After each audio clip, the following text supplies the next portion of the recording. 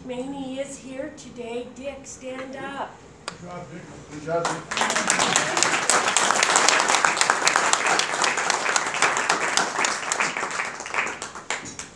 Does anybody have any questions, concerns, comments? Are you selling the movie too? Yes, it is available and you can buy it out here in the archives. Okay. Yes. How much longer before you completed all the Superfund work? In the Clark Fork and In this area? in Butte, I would say that we're looking at 5 to 10 years. Yes. When do you expect that Greenway Trail to go to Anaconda? You know, I don't know when that's supposed to be completed. Tom, you know, on the Greenway, when that's supposed to be completed? No. I don't either, I'm sorry. Is it, we heard that it was suspended because of property rights issues. I heard that too. I'm sorry, I'm not working on that, but I did hear that myself. So is it possible that it won't be done? I don't know that, I'm sorry. Yes? Is it possible that they would ever fill in the Berkeley pit? No. And what's the reason? What's the reason? Well, first of all, we don't have the material to fill it in. Well, when they did the Milltown Dam reclamation, couldn't they have used that material? That's a really good question. So, I'll give you an example of filling in pits. When we started in Walkerville in 1987, negotiating the cleanup, we were going to use the Alice pit as a repository and put everything in the pit and cover it. That was wonderful. However, a mining company bought that pit and they would not allow us to use that as a repository because they were using the shaft at the bottom of it because they were going to open mining up in Walkerville. So we had this great plan about using pits for repositories, but because of the ownership of those pits, we were not able to do that back then. The Berkeley was we never really looked at using it as a repository because of the groundwater coming into the pit. Actually, when we looked at how do you treat the underground in Butte, and when we studied it and found out there was 10,000 miles of underground tunnels, it wasn't like a mine where you have one attic and you might be able to use cement and prevent surface water from going into the mine and groundwater from coming out. And when you have 10,000 miles, it's like you can't really do anything about it. But what was in our favor is that all of the groundwater from the underground workings moved towards the Berkeley pit. It acted like a giant bathtub. How did we know that? Because we had groundwater wells all the way around the pit and we could watch and see what the groundwater was doing.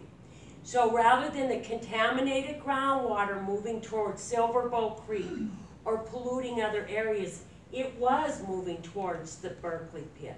So we had this bathtub where we could control that groundwater. Now, one of the things you always hear is the pit's going to overflow and flood Butte. That can't happen, and I'll try to explain this to you. Most of the pit is in what we call the deep groundwater aquifer, and that is the water that is moving towards the Berkeley pit. And the mine workings water is moving through that system. Above that is what we call the alluvial groundwater system. That's that 5410, that critical water level you hear about. That's there. Once the water in the Berkeley pit hits that level, it starts to move towards Silverbow Creek. It will flow underground towards Silverbow Creek. We don't want that to happen because we spent all the money cleaning up Silverbow Creek. That's why we have a water treatment plant in place to prevent that water from rising from the deep groundwater aquifer to the alluvial aquifer. Does that make sense? And that's well below the rim of the pit. So we needed that Berkeley pit to control that groundwater. Anything else? How much money is left? I mean, this has got to been costly. Yes, we're probably at about $1.4 billion that has been spent from Butte to Milltown, including Anaconda. The thing about the Superfund law is, the responsible parties have to keep paying. And we are very fortunate that British Petroleum, that first Arco bought the Anaconda Company, because at that time the Anaconda Company was just about bankrupt. So when the Arco bought the Anaconda Company, it gave us a potential responsible party that had lots of money. It was an oil company that had money. It also took care of our retirees. It funded that retirement program because Butte would have been in serious trouble. So we were very fortunate an oil company did buy it. And then British Petroleum bought Arco, and I believe they're like the third or fourth richest oil company in the world. So we do have responsible parties that have quite a bit of money behind them. So we're very fortunate that way. Anything else? Yes, dear. So many snow geese died in the pit last winter. Has there been any system developed to prevent that? You know, there are a number of things that have been put in place.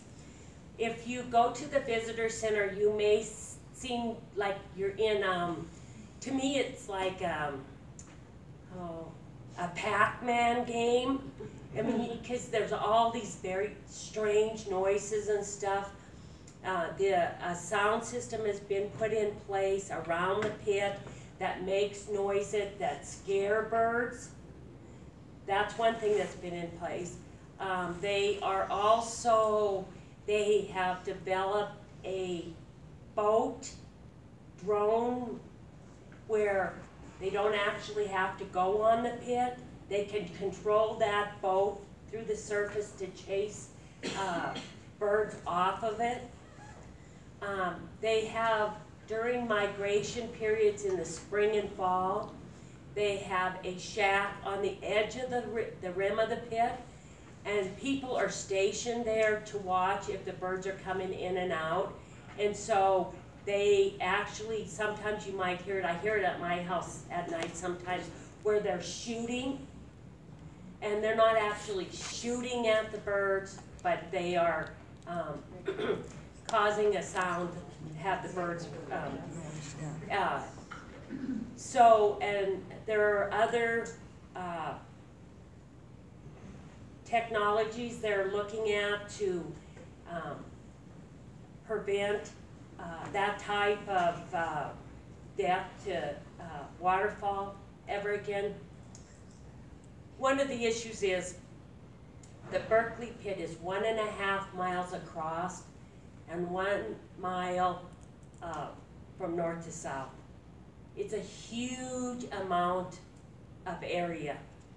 And so there are birds that do get down in there.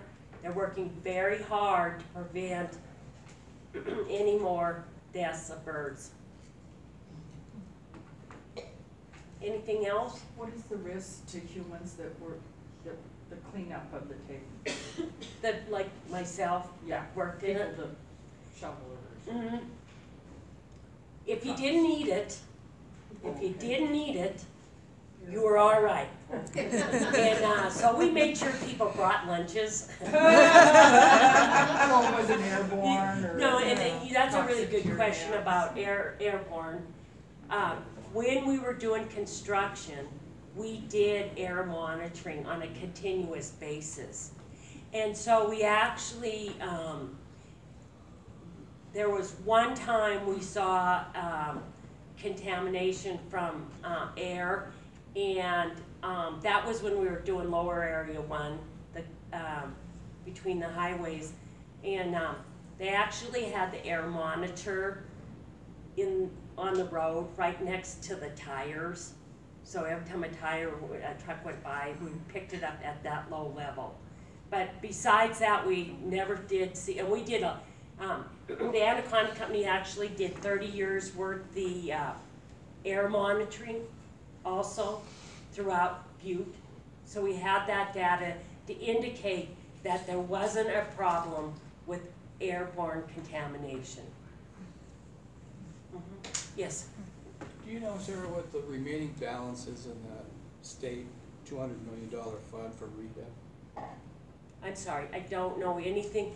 I know that there's money left over from the work they did on Silverbow Creek, because they did that over a long period of time, so they spent interest money. So there is money in that fund, but I can't tell you exactly. See, you do it exactly what it is. Yes? I understand your story about the water and how it can't possibly go wrong. I was a stockbroker for 40 years.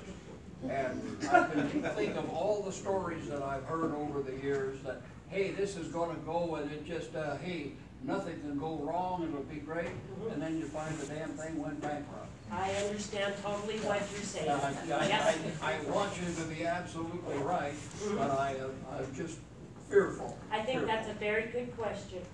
And what I can tell you is that we brought the best experts from around the world to look at this. We brought experts from many different countries that have dealt with this type of mining and water problems. And so, can I give you 100% guarantee that something's not gonna go wrong? No, I can't. What we can do is bring the best experts to the table and say, is this gonna work? What do we need to do? That is what we can do, and that is what we have done. We did that too, and then. Well, this is more science-based too. You gotta believe your science. Yes. What about an earthquake? Okay, so in the film it showed that. So what we did is we modeled if we had a 7.5 magnitude earthquake at the bottom of the tailings pond in the Berkeley pit, what would happen? And we saw a 3 to 4 foot slough in that tailings pond. Let me assure you, if Butte has a 7.5 magnitude earthquake, we are not going to be worrying about the tailings dam. I swear to you, it is going to be very bad in this whole area. But I will say that we had to look at that as a concern. And again, it's based on the best scientific data and the best scientific people we have to work on it. So, Thanks, Sarah. yeah. Thank you.